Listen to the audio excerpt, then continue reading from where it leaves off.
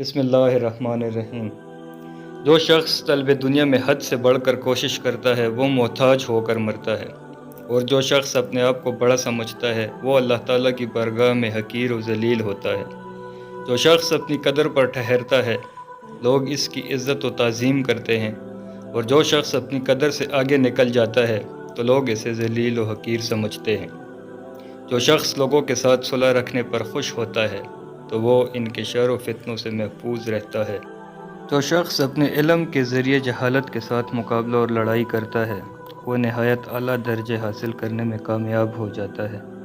جو شخص دنیا کی رغبت چھوڑ دیتا ہے اس پر سب مصیبتیں آسان ہو جاتی ہیں۔ جو شخص عقل مند سے صلاح مشورہ لیتا ہے وہ دوسروں کی عقل کی روشنی سے فائدہ اٹھاتا ہے۔